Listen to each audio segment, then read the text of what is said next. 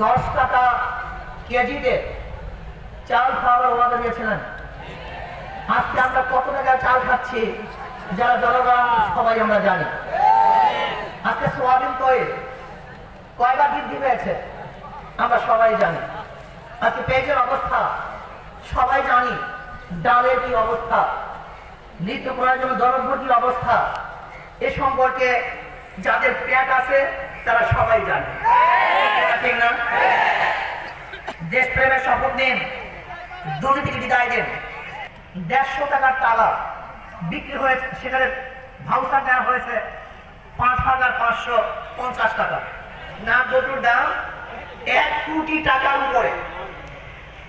শুধু কি তাই, পরিকল্পনা মন্ত্রী বলেছেন বাজেট করি 100 টাকা, গ্রামে পৌঁছে 10 টাকা, 90 টাকা দুর্নীতি হয়েছে।